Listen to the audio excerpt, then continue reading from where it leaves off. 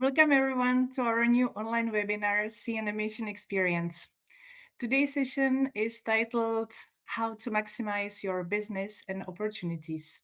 In this webinar, we will focus on strategies for you and for your studios and on how to grow within the animation sector in general. It is my great pleasure to welcome our two speakers from the Growth Partner, Vanessa Chapman and Aimée Norman. Let me also say a few words about this British initiative. The Growth Partners offer a program of services providing specialist advice for creative business, and they also can support your company. It can be through the financial audit and help you to examine the business structures from different angles. Before we begin, I would like to also thank our financial partners, Creative Europe Media, the Czech Audiovisual Fund, the Ministry of Culture, and the Audiovisual Producers Association in Czechia. If you get any questions, please leave them in the comments in the chat on Facebook, and we will come to them at the end of the session. Thank you all for joining us today, and now let's begin. The floor is yours. Thank you. Thank you, Marta, and thank you for inviting us. We're delighted to be here. Hopefully we can share lots of useful information and insights over the next 45 minutes and still have time for questions. The Growth Partners is an initiative that brings together the skills, insights and experience of Vanessa Chapman of VJC Media, who's my fellow speaker here today, and Liberi Consulting, which I co-founded with my business partner, Janet Barnforth, who I think is tuning in. So hello, Janet. To get together as the Growth Partners, we offer a program of services and outlined covering specialist advice for creative businesses. We help to put together a bespoke roadmap for growth, as well as looking at potential financing and investment. Just to give you a bit more background on us before we dive in, Vanessa has an incredible track record, as well as a global network of contacts. She has vast experience in everything from content creation to business strategy, fundraising and investment. She's worked with everyone from IP owners, studios, international media companies, broadcasters and investors. And she's also a female founders mentor for creative enterprise in the UK. At Liberi, Janet and I have many years' experience in corporate communications, which we combine with strategic consultancy for entertainment companies. We work across all genres, but we have a particular knowledge and a special place in our hearts for the international kids family and animation sector. We do the PR for the Kids Screen Summit and also the Children's Media Conference in the UK. Our work covers overall company messaging, market positioning, as well as B2B PR, which we'll talk about today. We also run courses for executives looking to improve their presentation and pitching skills, and as well as media training to make sure you're memorable for all the right reasons when you're engaging with a journalist or on a stage. So that's our individual backgrounds.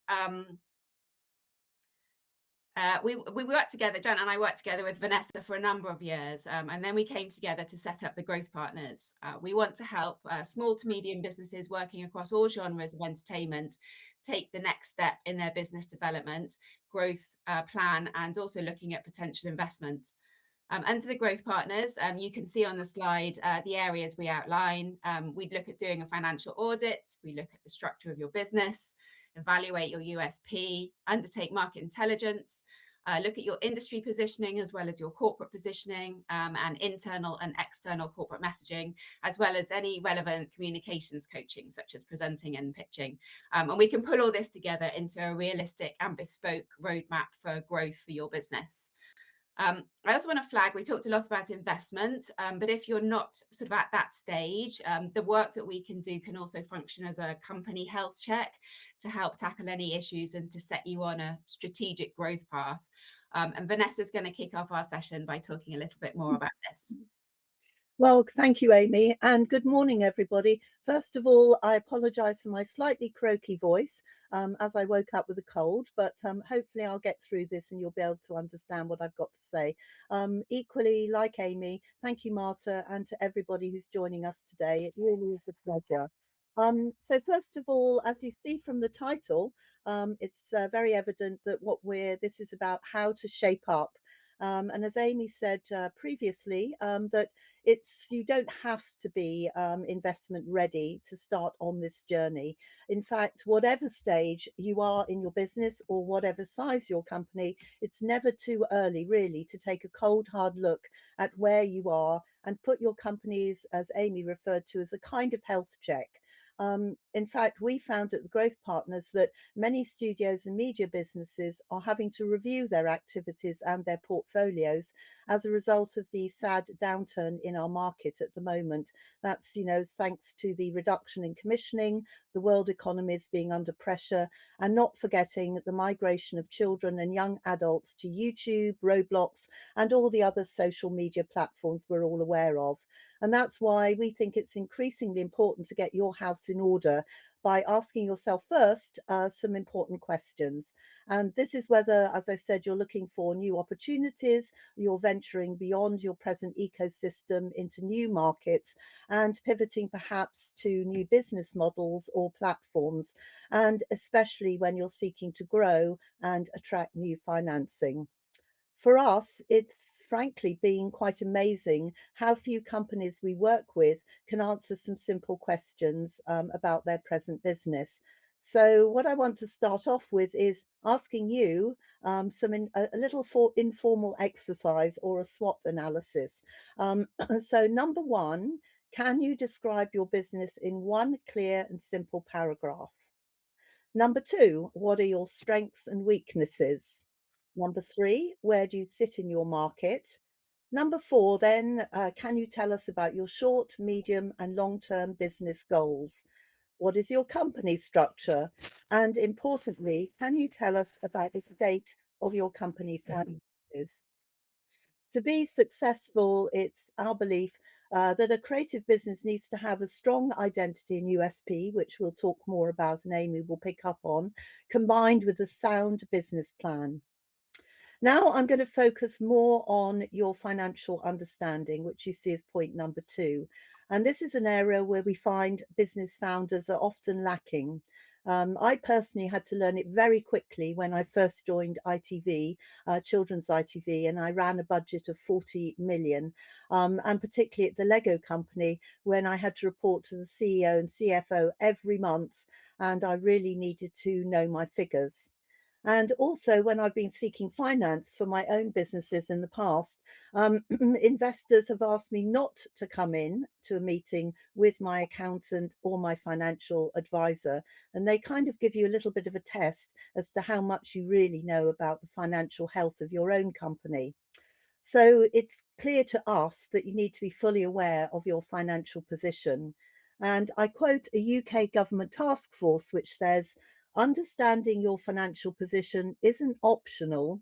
It's what gives you credibility in the room and confidence at the negotiating table. So now turning to point three, which is key business questions. There are a number to consider to help you to arrive at an all-rounded account of your studio or your company. Now, the list I'm going to go through is not exhaustive, but hopefully it will serve as a really good indicator for you. So how was your company set up? I mean, this is sort of like a potted history of the beginning of your journey. How many people do you employ? I mean, that should be relatively easy. But what does your management team and shareholding look like? In other words, how is your company organized and who owns what? Who takes care of your legals and financials? And talking about financial questions, are you profitable? Do you have any debt? Are there existing grants or investment monies in your business? Roughly, what are your overheads? And then importantly, looking to the future now, what are you hoping for in terms of next steps and potential growth? If you're seeking to secure financing, how will you use those funds within your company? And what I call the €1,000,000 question, how would you plan to pay back any investment? Now, that's often the toughest question of all.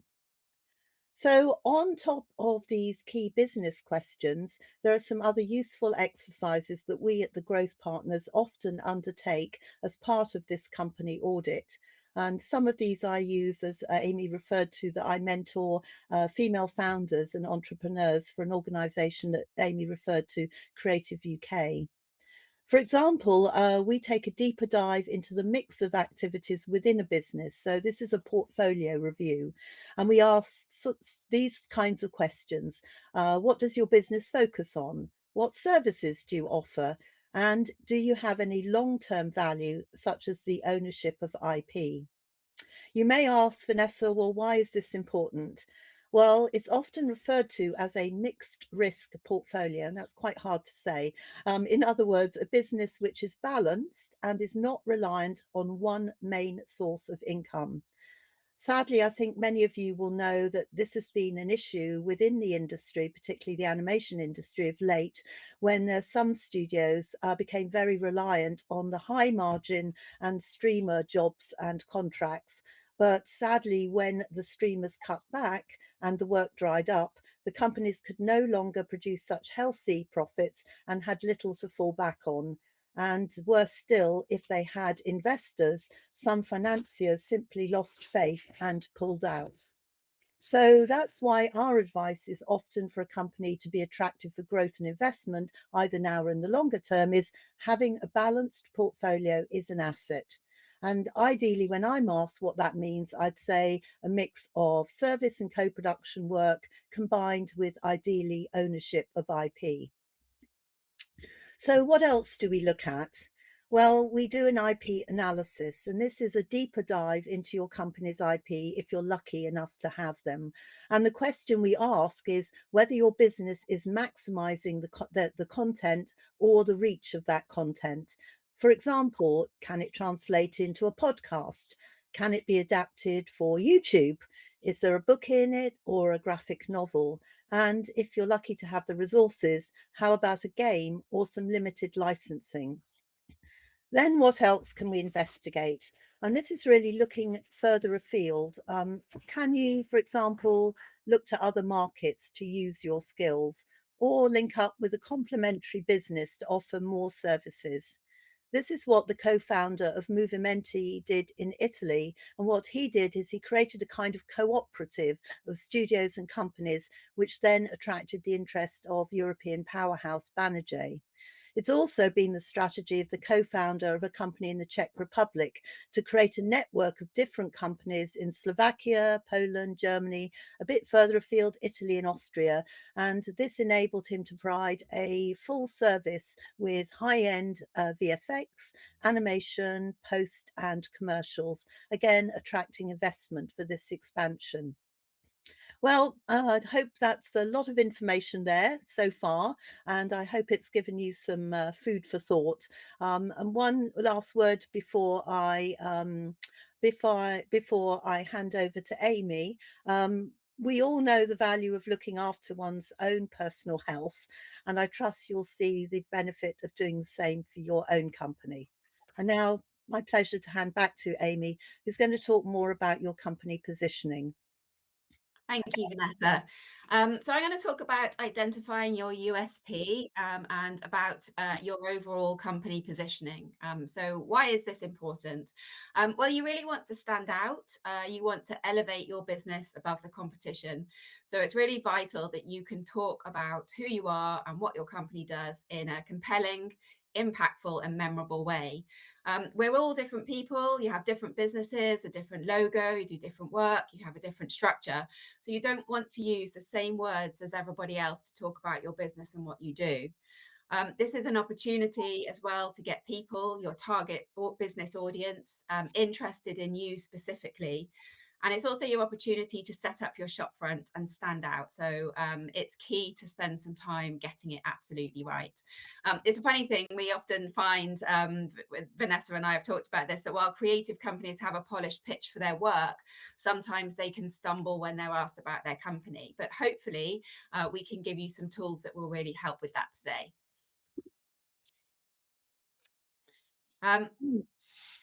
So we're going to talk about, as you can see here, defining your company story, which is including your elevator pitch, as well as leveraging the opportunities of PR and marketing. Sometimes these get lumped in together. So we're going to talk about a little bit about the differences of each, as well as corporate social media. So first up, your elevator pitch. What is it and why is it important? People often think this is just something for salespeople, but it has so many uses in how you introduce yourself, as well as a helpful exercise in really nailing what your USP is. If you think about pitching your business, you might only have a couple of minutes to get someone's attention. There might be someone you've been trying to get a meeting with and you're in the queue with them at a conference, or they're sat next to you before a session begins. And you may only have a minute or two to introduce yourself and make an impression. And in turn, they might meet you and then need to go to somebody else in their organization and be able to describe you and what you do. Having met you. So you want it to be really memorable so it sticks in people's minds. If I was to give you an example, if I was to give you an elevator pitch for our communication company, Liberi Consulting, I might say something like, we help executives and companies to be memorable in all their business communications, which helps them to better achieve their goals. I might go on to say, if I had more time, we do this in two parts. One is define your voice, so identifying what makes you stand out, and then use your voice, which is helping you articulate that USP in different ways across multiple platforms, including traditional PR, as well as presentations, pitches, and interviews, which all helps you achieve your business goals. But each elevator pitch will be unique to your business. There's no set formula for this. So how do you figure out what makes a good elevator pitch? Sometimes people come back to us and say, well, we do a lot of things in our company and it's really hard to decide what we should put in. But if you think about the businesses that you use in your everyday life, for example, you might have 3 dry cleaners in your town. One might beat the competition on price, maybe another one on quick turnaround, maybe a same-day service, but another might offer that personal touch and go the extra mile with your items, but they might be slower and slightly more expensive, but all of them dry clean your clothes. But what is the difference that they offer which fits your needs and earns your loyal custom? Think about your unique selling point in comparison with your competition in the market with similar businesses, and that's what you focus in on. If we're going to break it down, a good elevator pitch shows 3 main components. The first one is it's very short, a couple of lines. There's a fun anecdote here I'm going to share with you. There was the entrepreneur Richard Branson from Virgin was once asked how he liked to be pitched ideas. And he replied on a beer mat, excuse me. And the interviewer laughed and said, so you prefer to be pitched at the bar? And he said, it doesn't matter where it is, but the pitch just needs to fit on a beer mat. Any longer is too long. And he shared that he was once pitched at the traffic lights when he was on his bike, and that short exchange in the time it took for the lights to change led on to a longer meeting and the origins of Virgin Sport. So it can be very impactful, these couple of minutes, but you only may have a couple of minutes to grab someone's attention. So you need to think about what would be the most impressive thing to share about your business in a short time. Can you distill all your best bits into a couple of sentences? I think when we run this exercise, we find a lot of people fall into the trap of shoehorning everything in, but this really is an exercise in being clear and focused.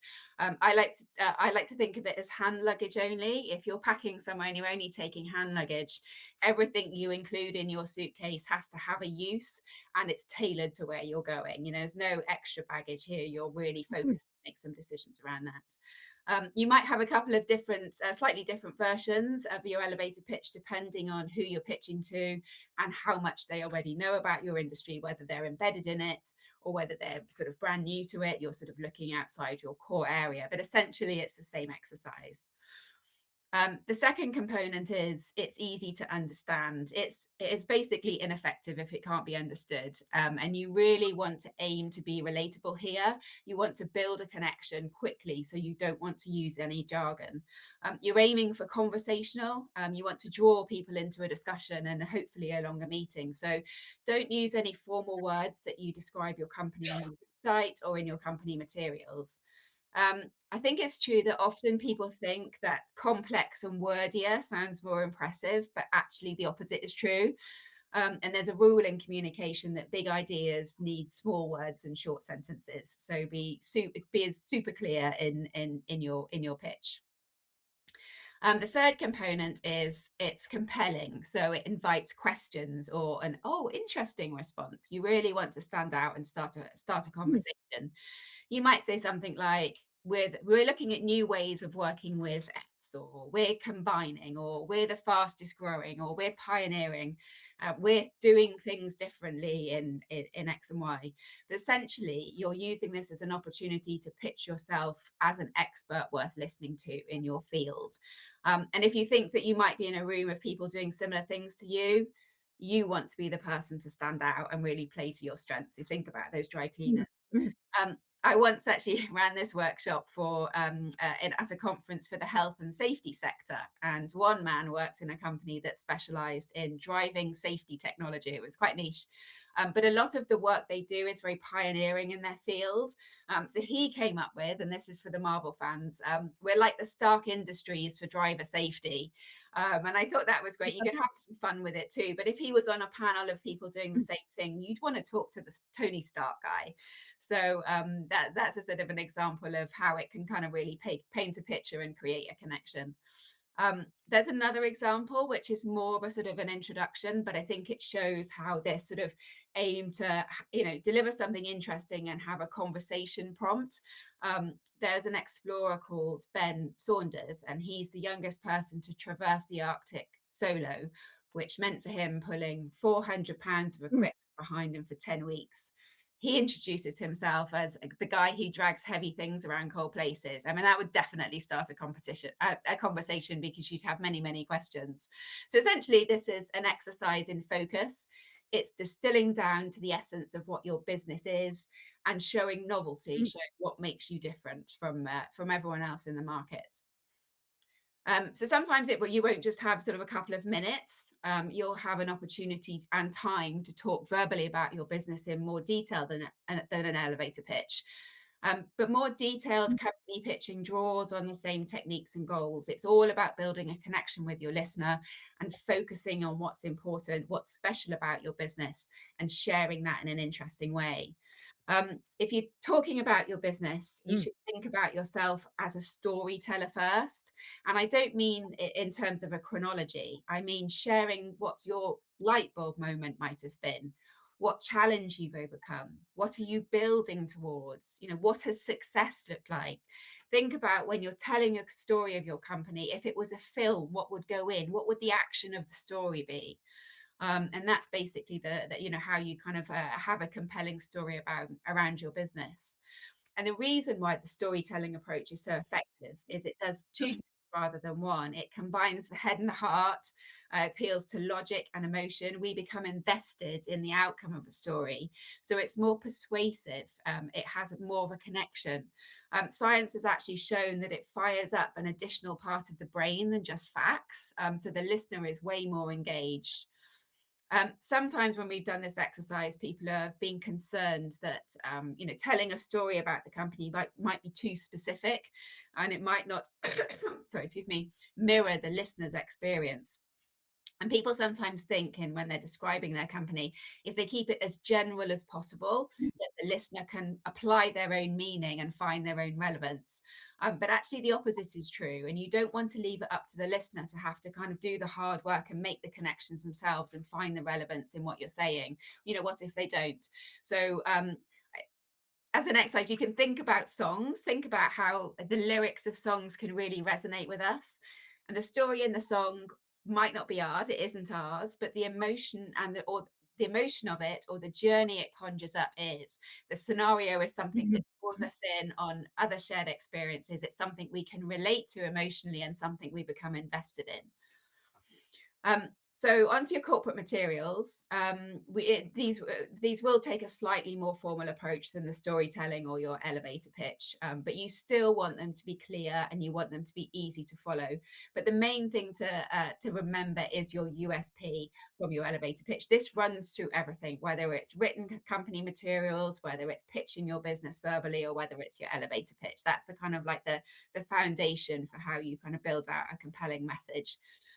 It kind of anchors your copy. And when we talk about company materials, we mean several things. That might be your corporate Bible, it might be in a pitch deck, it might be your website copy, or it might be on your LinkedIn. It's basically, it's a comprehensive description which highlights both your business and your creative acumen. You want to make sure you've got both of those in there. So it expands on your USP. It needs to show your scale and ambition, as well as underscoring where you sit in the overall industry, because that's your point of difference. Again, we want to show novelty. We want to show that we're different to other businesses. And to approach this in terms of defining what your company materials will say, it's helpful to do an initial audit, similar to the way Vanessa outlined you should do for your business, and ask those questions. You should evaluate your positioning by looking at your competitors. Again, like the dry cleaners, how are you different? What makes you special? Look at the trends and see where you sit within them. And a great way to do that is read the trade press. It increases your understanding of the market, so you can position yourself impactfully with relevance. So I definitely recommend making sure that you stay abreast of what's happening in the industry via the trades. So a list of do's for your company materials. You want to clearly map out who you are.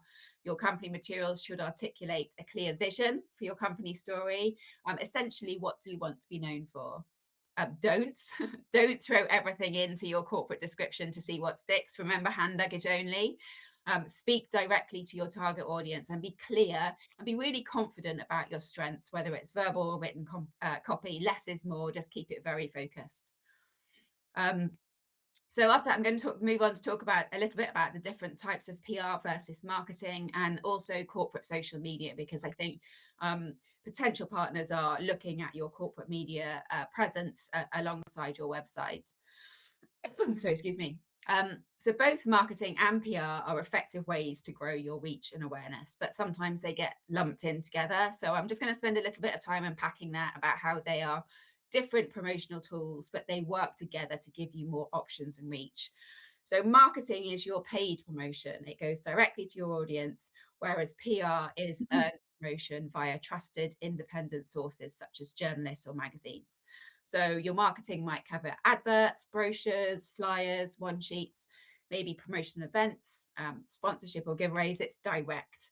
PR might be your press releases, interviews, opinion editorial, maybe on panels or meetings with journalists. And you can do this in-house or use a PR practitioner. I may be very biased, but I think PR can actually has greater sway and greater reach than marketing, but they're both the same tools in your sort of armory of your promotional activity.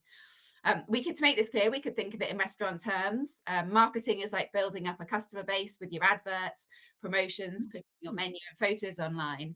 Your PR would be like inviting a respected reviewer to come and sample the food and experience, and hope that they'll tell a wide number of people about how great your restaurant is. So that's the point of difference between those two.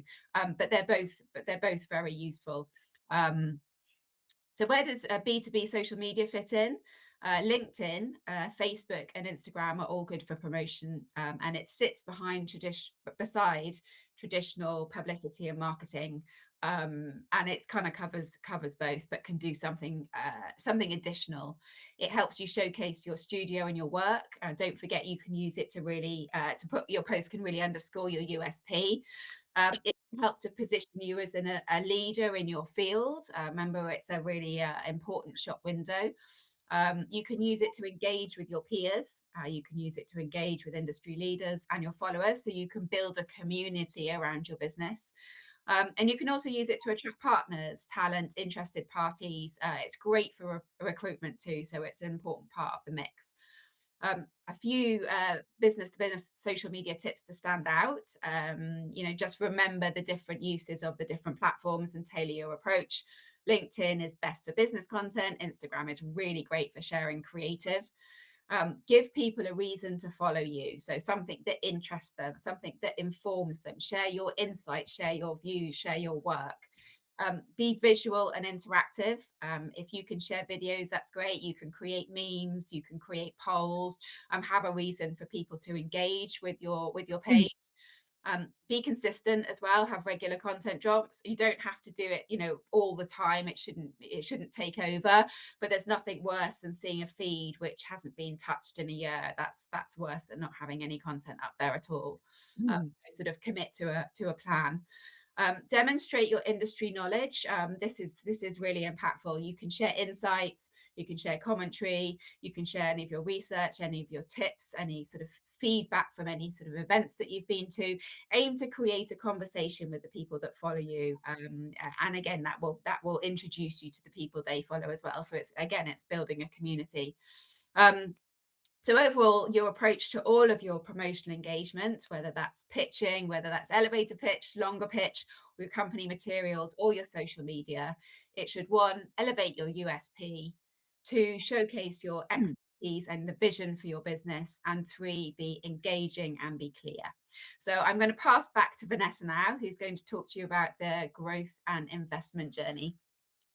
Thank you, Aimée. Gosh, an awful lot of information there. Thank you. That was great. So this section is the step forward, and this is really developing and building your business and going on that journey. Like Aimée, I'm going to give you some very practical steps as to how you can progress with all the information we've shared so far, and you can start on that journey to develop and grow your own company. And for those of you who may be at a more robust level, ultimately, this will prepare you to seek financing and investment. So you'll see the second point there, and this is the importance of a business plan. And we say that that's at every stage. And as I referred to at the outset of the webinar, this is whether you're starting out or a sole trader or you're a small to medium-sized company looking to grow, because preparing a business plan can help you get on that road and put some details behind your own ideas. So for us, and certainly from my experience, a business plan isn't just for the time you're seeking investment. It can serve as an important blueprint. And in a way, think of it as an efficient way of running your company and helping you to achieve your ambitions. And really, it doesn't have to be complex. I know some people go and get frightened when they hear, "Have you prepared a business plan?" It really isn't that scary. And in the same way as Aimée has highlighted, and there are many similarities to preparing your business plan, is think about it as telling a story about you, your ideas, how you started, where you are now, and how you see the future, a sort of beginning, middle, and end.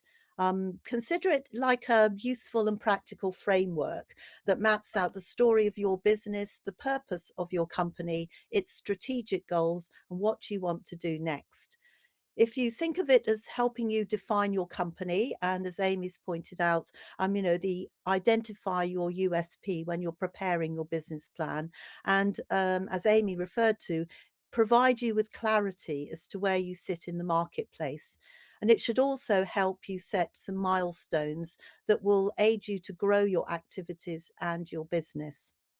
I often think of it when I'm preparing a business plan, both for my own businesses or for some of my mentees, is it's a kind of living, breathing document, a chronicle of your business life, which can and should be frequently updated. So that way you can kind of check you're moving in the right direction. It's also a very good way to share information about your studio or your company and help develop your thinking and measure how things are going. And of course, if you're looking for finance, whether that's a grant, a loan, or equity investment, it really is invaluable. At the Growth Partners, often get called in to advise on what information you need, how to set it into a format that can excite and inspire, which Aimée referred to earlier. And it's one that can be shared with a bank manager, an accountant, or an investor. It gives them a snapshot of where you and your company are, what you've achieved so far, and what your future plans might be. Now let's turn to the format of a business plan.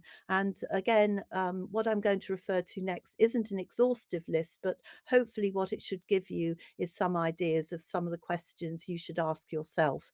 In a nutshell, think of a business plan as an overview of the business, what you do and what you would like to do, and especially what makes you different. I know Aimée and I keep repeating this, but really is critically important. You want to set out what you've achieved and what you want to achieve with measurable, relevant objectives and timelines. As Amy referred to, it's important to demonstrate that you know your market, your consumer, especially your audience, and where the industry is going. who your competitors are, as well as your clients and partners, describing what value they bring and the caliber that they have. Of course, don't forget, it's really important to talk about you, your team, their roles and experience. Often investors say to me that they invest as much in people as they do in a business. You should set out what makes you the ones who will deliver at the end of the day. And as mentioned previously, your financials are key ingredients. What are your budgets? What are your overheads? What kind of sales have you got? What revenues, if any, that you are managing to produce? Then let's turn to if you're looking at investment. Again, what will you use the finance for and what the likely returns will be? And when you're putting that down onto a document or a business plan, I always advise that you should try to back that up and that information with verifiable third party forecasts wherever possible. So, a distributor or a licensing agent, if that's relevant to your business. And importantly, the big question is how are you going to pay back any monies that are raised? So that's the core business plan. But for some businesses, there are some additions to this. And some business ventures may require a marketing plan, for example, a rollout strategy, or a cross media roadmap. And that's especially if you're looking to expand your offering beyond TV and film. Also, I always advise in a business plan that you should hit the question of risk directly on the head and explain how you might mitigate those risks and pitfalls. You're inevitably going to be asked that question by a financier or by an investor. What are the risks involved in your business, and what are you going to do to try to protect me if I put my money into your company by addressing those kind of risks?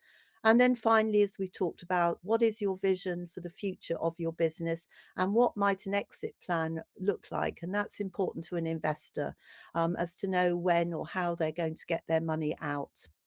So, in a way, to reinforce my message at the beginning, whatever stage you're at, a business plan is like a living piece of work. And I would always recommend that you review it regularly so that when you're ready to go out and to share it externally to try to attract funding or financing of some kind, it's there ready to be dusted off and provided with minimum delay.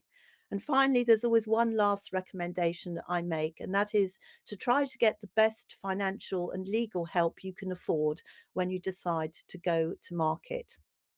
So, okay, we're talking a lot about financing here. And so I'm going to give you a few clues about what are the sources of financing. Some of you may have already approached some of these sources. We know it's a really difficult time out there at the moment if you are looking for money for all the reasons that I outlined at the beginning. And each territory varies in what it can provide. For example, many of the founders and entrepreneurs that I mentor and we also advise start off with seeking grants or government backed investment wherever these are available. The good news in the UK, which we've been waiting for a very long time, is that the system here is thankfully starting to improve, and that's not before time. So we have access to grants for development, business growth, innovation, tech, of course, and more opportunities, interestingly, at the moment. And they're specifically aimed at women, such as the Invest in Women Task Force and the British Bank. Elsewhere in Europe, I'm not going to go into massive details here. It's a pretty patchy picture. There are some really interesting accelerator funds, such as the ones run by BPI in France, but these can be few and far between elsewhere. So where else then can you or start off looking for some form of external financing? And often these can be closer to home than you might think. I always start off by saying friends and family, and they're often the first source to launch a company. But in that case, this is very close to home and it's a very emotion led form of backing. And so, therefore, I always advise entrepreneurs to draw up an agreement, even if it's with your mum, dad, or your sister or brother, or your best friend. And the important thing is to be clear what the money's for, and also more importantly, what risk is involved if they put the money in, and especially what might happen if you can't return that money. The sad thing is that I've seen friends of mine fall out when they've put money into a friend's business and then the business goes under, and also families fractured when an idea or business doesn't succeed. But frankly, it is a simpler way to get started. And also, I find with investors that it gives some of them confidence that someone else has put some money who's very close to you and believe in your business. I'm going to turn next to crowdfunding or Kickstarter campaigns, but I will focus on that a little more shortly since this method seems to be coming back into fashion after a period of years. And this is especially the case with companies who might be looking at more 360 approaches to their IPs. Next, there's high net worths. Now, these are individuals, or they sometimes can work in syndicates. And what they're looking to do is to seek ways to either reduce their income tax liability or profits on sales, for example. And they're often a key source of gap financing for smaller businesses. And if you do a good job for them with their money, they're often open to longer term relationships and might keep investing in you as you look to grow. Um, it's quite funny where you can find these investors. I actually have a friend who recently went to the dentist, and the dentist happened to mention that they'd had a really good year and they were looking for somewhere to put their money. And so at the end of the dental session, the dentist gave his home email, and my friend went and presented and ended up getting a small amount of money from the dentist. So no pain. Well, in this case, there was pain, but there was gain at the end of it. So it is quite amusing sometimes where money can come from. For more sophisticated businesses, there are things called family offices, and these are kind of organizations that look after the wealth of what I call ultra high net worths.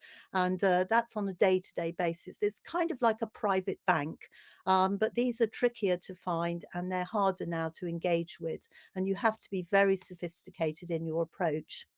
I'm turning now to many of you may have heard of private equity companies or funds. And often we see that these fundraising companies and advisors come in when the business has kind of really achieved a certain size and a status in the industry, and they're showing a decent profit margin and a portfolio, which is really important. And this might be at a time when a founder might be looking to take some cash out of the business or even sell. And we often find that this is where trade partners are interested in coming into a company and taking either a minority interest or a majority interest. Interestingly, in recent times, from my experience and my contacts, there's an increased interest from private equity companies in the new creator economy, in YouTube and digital first propositions. So that's worth remembering. And finally, for startups or those with a tech slant to their proposition, there are venture capitalists.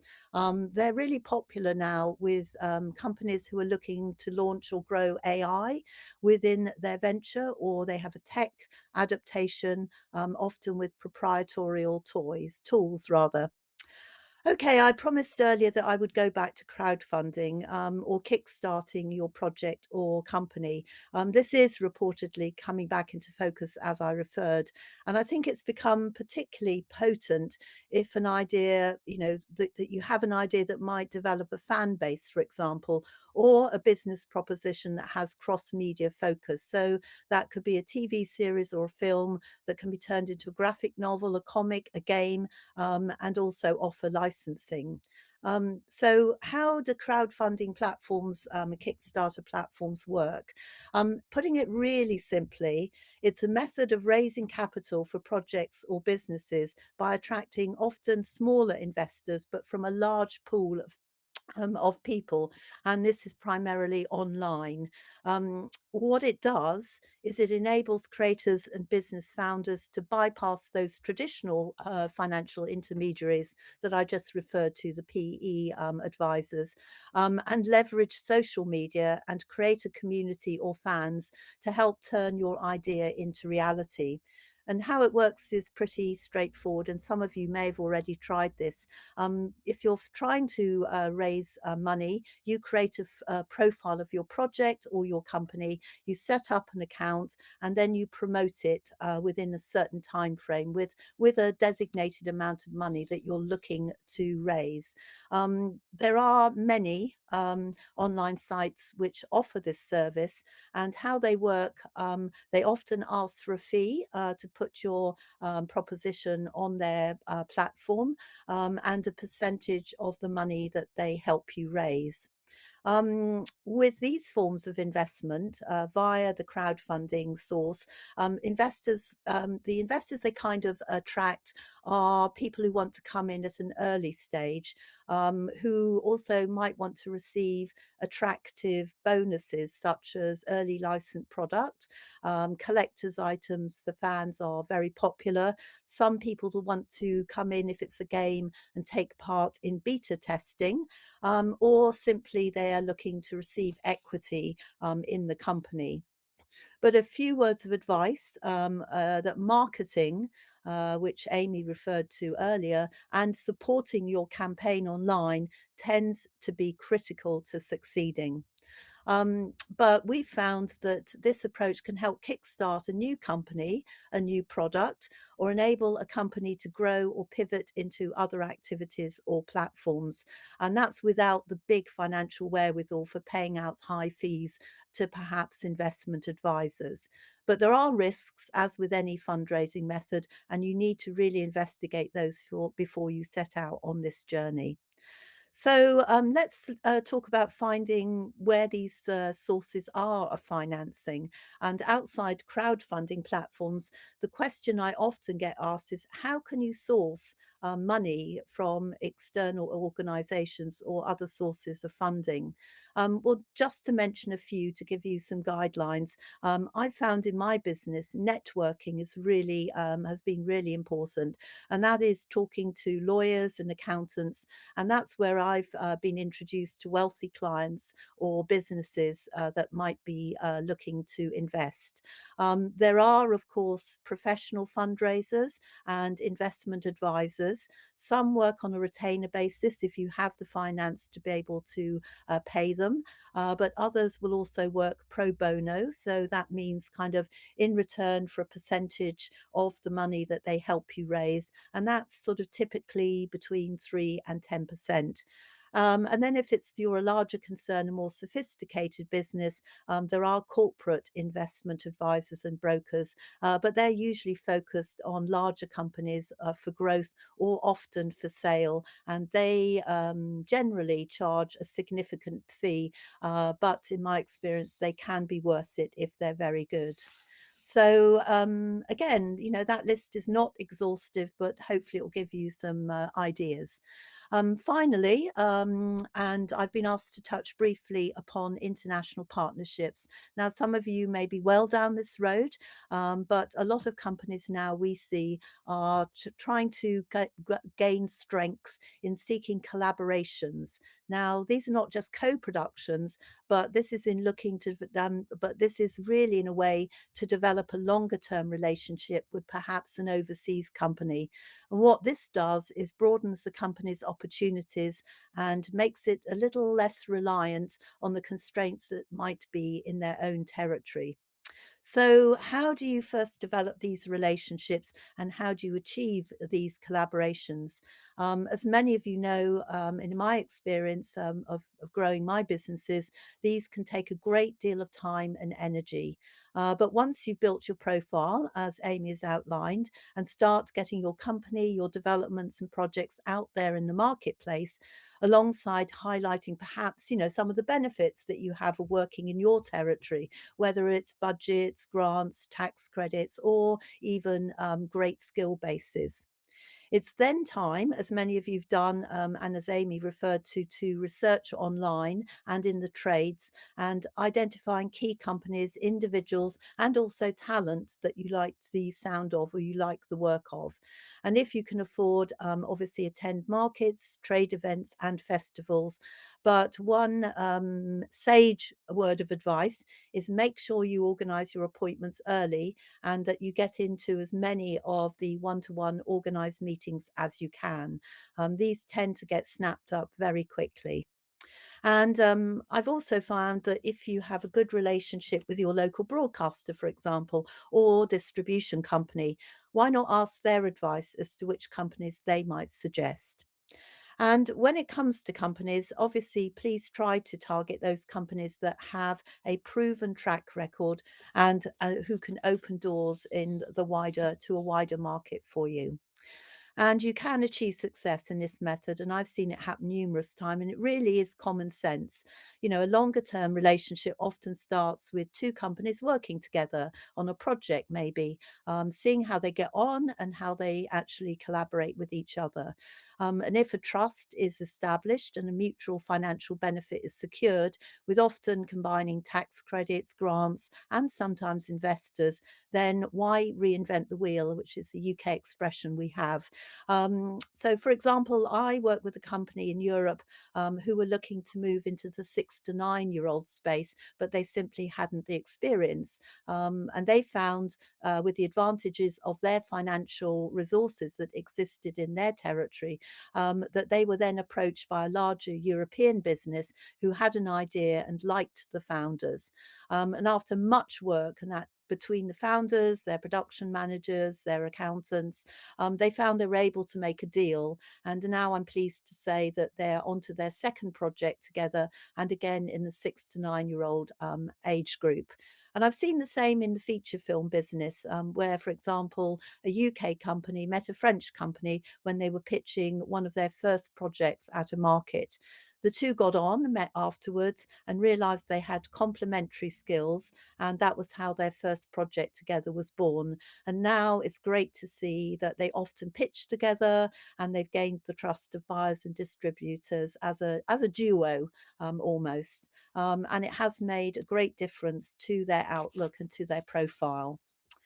So I hope this hasn't been too much information for you, and I've reached the end of my section of the webinar. But before I hand back to Aimée to conclude our session, I wanted to thank you all for attending, and I sincerely hope that this has been useful. And as I've said, it's never too early, really, to start thinking more strategically about your business, your aims, and your ambitions. And good luck.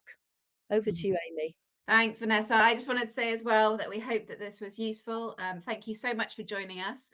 We're happy to answer any questions that you have, and we have popped our emails here too if you'd like to follow up directly. Or please do connect with us on LinkedIn and follow the Growth Partners on LinkedIn for more insights.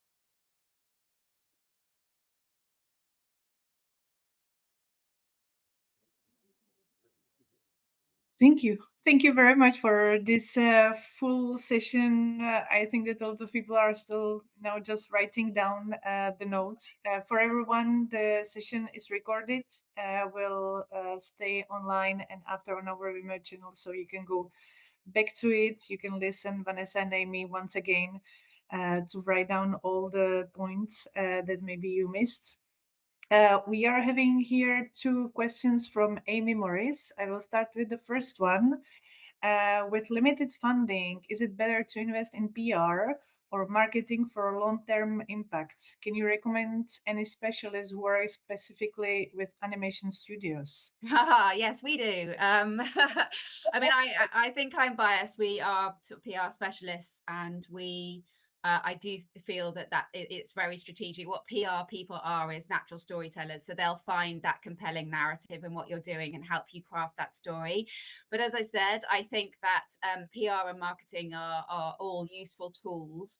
I will say that in terms of sort of marketing spend, it has to have a clear purpose. So I think you need to be very clear about the benefits of your marketing spend, and PR can actually work hard in getting you in front of the right people with the right sort of story. So feel free to drop me a note. Happy to have a sort of a more detailed conversation with you about sort of PR and marketing support, if that's helpful.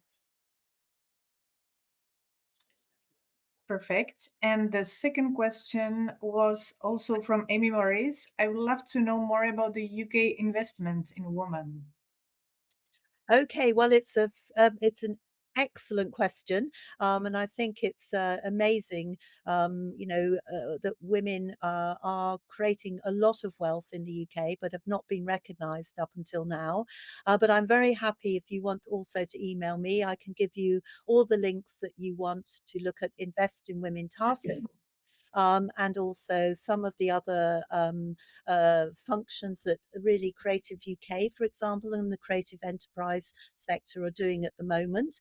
For example, my female founders uh, scheme is starting again this summer, and that's looking at across all genres.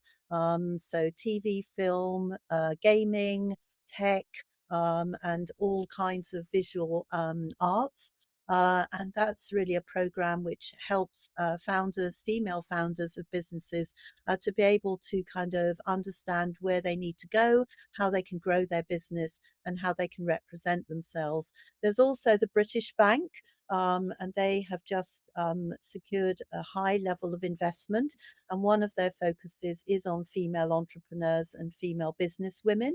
So, again, these are all very, very new, but also very welcome, I think, for all of us who started out in sometimes a male-dominated world to be able to come together and share stories and challenges and to really network and to be able to get that support really in what's quite a scary thing when you first start your own business and you don't really know what route where you should take.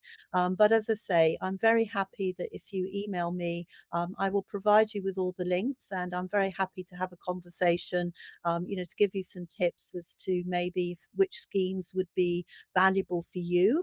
And I'm sorry if there are other people in the rest of Europe or Central and Eastern Europe that you may not have the same kind of advantages. But hopefully, maybe these examples that are happening in the UK at long last might actually be shared with your authorities or your governments or your trades and representatives to see the value that actually that really will add to the turnover within the country. And I think that's very has been demonstrated how much value and money that actually females within the creative industries actually create. And it's the first time that people are standing up and going, hooray, we're recognized. So I'm very happy, as I said, to provide any help or advice on that if you email me. Great. It seems that Amy's got more questions, but I think that she will mention everything in the email. So she's thanking you for all the replies. We are having another question from Bella from Hungary. Do you have any advice on cold emails? I think that's you, Aimée, maybe. Oh, maybe. Yes. I mean, I think there are some of the things we touched on are, sort of networking, and building your community, via your social channels, that sort of reach on LinkedIn as well, kind of engaging with potential partners, with the, leaders in the field, et cetera, is all really helpful sort of to build that profile, to have a springboard to then make that introduction. I think the main thing, if you are going to approach somebody cold, I think doing the legwork in making sure it's a compelling pitch. Do your research on the people that you're emailing, make sure that you're answering a need that they have, make sure you understand the sort of sector that they work in and have a clear purpose to your email. I think that's much more likely to result in success. But I think cold emails have their place, but I think, doing the legwork via your social channels, and making sure you have a clear and compelling proposition for them, and have done their research so that you're answering a need that they have is key. I think that legwork helps with all your approaches. but particularly with people that you haven't engaged with before. Vanessa, I don't know if you have anything to No, add. I mean, I think it's an eternal problem. How do you get to the people you want? And I have that challenge often. And I joined LinkedIn Professional, where but that's a little bit more expensive, and you tend to find that some of the more major names that you might want to get in touch with are part of that sort of more elevated professional side of it. But the other thing I find is think very carefully about the title of your email. It's a bit like I'm a former journalist, and it's like the headline in a newspaper. Find something that is going to be really that they can't avoid, or they can't, that attracts their interest. And really, it's as simple as that. But often, I think you go on a journey if you want to find somebody. And often I find that you go from one person to the next person. You try to find somebody who may have worked with them or who may know them, and find that way. The other way is cleverly, if they're lucky enough these days to have a personal assistant, which is quite rare. But if you're looking for a broadcaster, for example, try to find out who the personal assistant is. And I always found that developing a great relationship with the sort of right-hand person to a business, to a broadcaster or a distributor or an investor, is a good way of being able to get your message through, and appealing to them to mention you and what you want to know. And there are some enlightened investors who actually do offer up that they will look at your ideas. And again, as Aimée said, what annoys them majorly is if you provide 10 pages worth of content about what you're looking for and who you are. It is that one paragraph that, as Richard Branson was talking about on a beer mat, Yeah. that's really going to kind of grab them, because they have little time and little, everyone's attention span is getting shorter and shorter and shorter. And being succinct is really my big advice.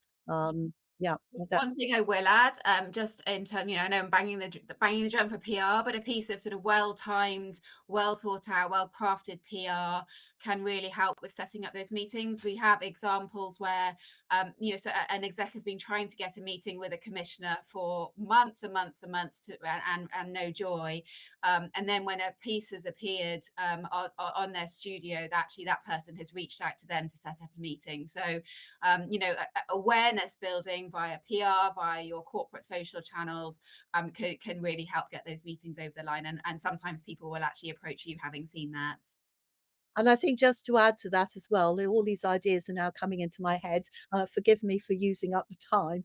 But, Aimée and I've worked with a company from outside in Southeast Asia who was not well known in the UK or Europe.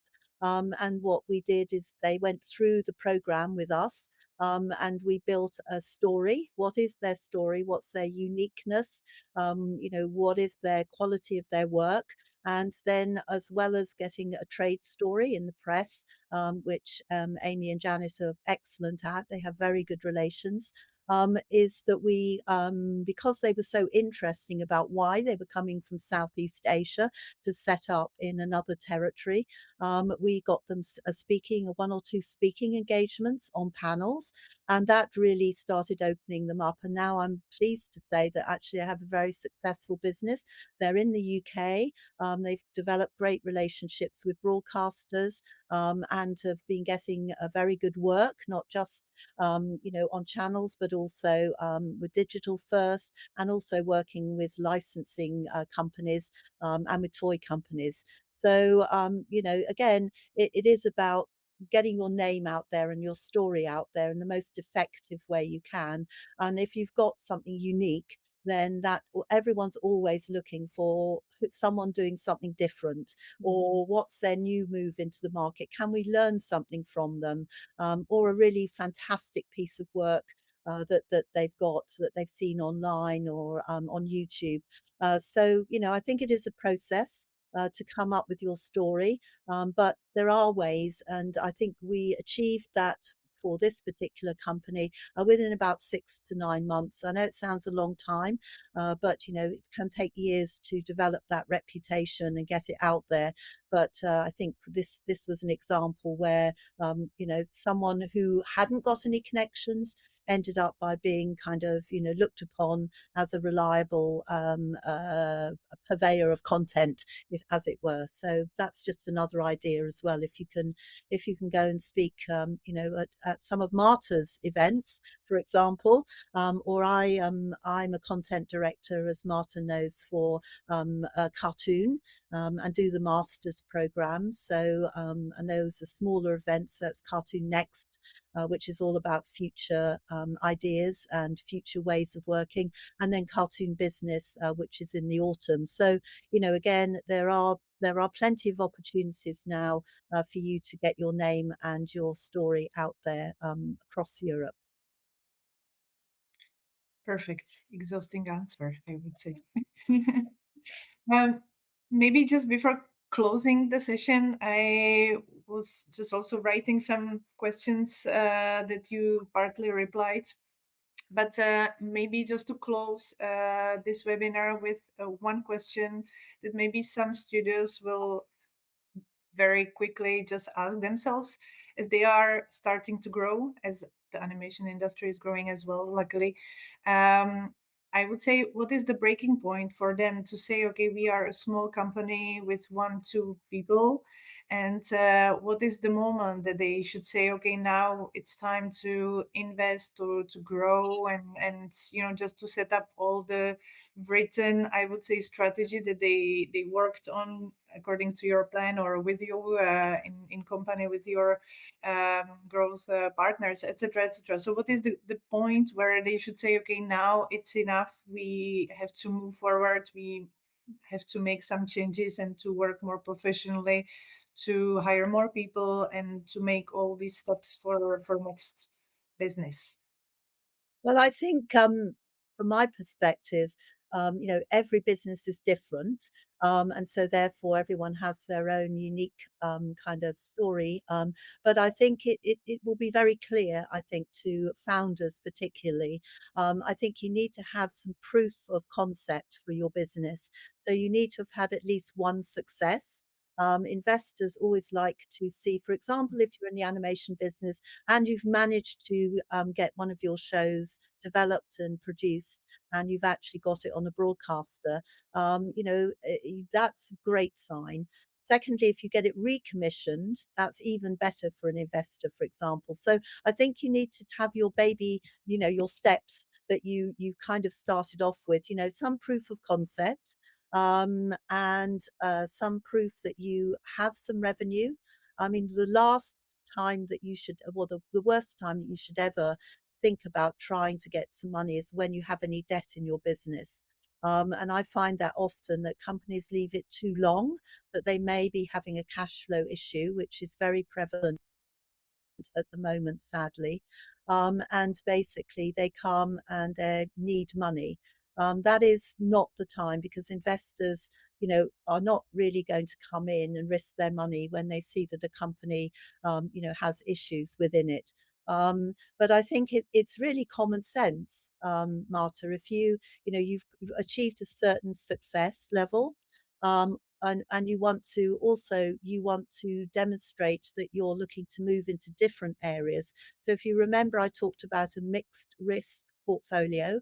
I think that's really attractive to investors who see that you have developed in one area and you're thinking of going into digital first, or you're looking to go into anime, manga, or a different kind of genre, and you need some investment to go into those areas, and you can prove what that's going to do to your business and how you're going to return that money.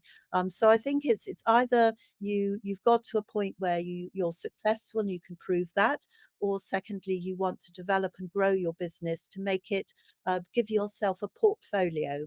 And that means for an investor, they're not just investing in a TV company or a film company. They're investing in a company that has many different components, and that means that they're not reliant on their money just coming back from one film. So as I say, I think it is common sense. But when you start raising money, if you've already got a embryonic business plan at your fingertips, that's really good, because once an investor says, "Oh, you want to go out and talk to investors," you need to have that ready. They're not going to wait around for you. You need to have done your homework. And I think that's, really, really important, that and the only other thing that I would say, in my experience in this market, and I'm working with a number of companies and also entrepreneurial creators at the moment, is that you really need to know how long it's going to take you.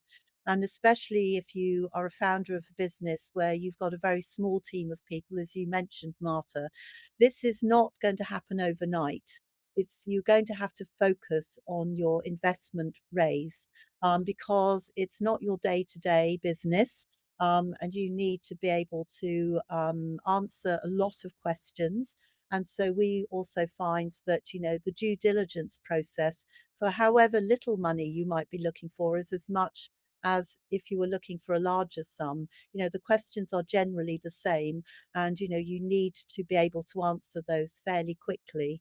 And it does take time. And I think some founders, find it quite tricky to run their business, do their productions, as well as take time off to stand above and look down at their business and get all that information together. So it's something where, if you have a great, say, finance advisor, or you've got a great lawyer, if you're lucky enough to be able to afford that, that is going to help you fast track your journey. But hopefully it's common sense for founders when they feel that they want to branch out into something else and they need some resources for that. I hope that answers, Marta, the question. I think that everyone needs to find themselves insights, just that, as you are saying, that each company is very specific and they are having specific needs and specific kind of productions, and it's also different sectors. Some of them are only in animation, some of them are having also commercial work at the same time. So it's very specific. Thank you very much. I think now we just came to the end. I'm watching. There is no other questions. But anyway, thank you very much for sharing your emails. Thank you for having us. I think that you will receive maybe some nice additional contacts and information. Oh yes, we know. We're looking forward to it. I hope people do From reach the out and say So hi. yeah, thank you very. And Sorry. no, and I said, the other thing I'd say is we are quite fun to work with. We are, yes. It seems. We It are. seems. So, so it's not. It may seem like a serious work, which it is, but actually, if you can engage with warmth and kind of, and be friendly during the process, we really enjoy it, and we really love working with people. So, that's the soft side of us, but it's an important point, I think. But thank you, It was Mark. a pleasure to have you with us. And Thanks, thank you Martha. very much for watching us. And we are looking forward to seeing you for our next webinar.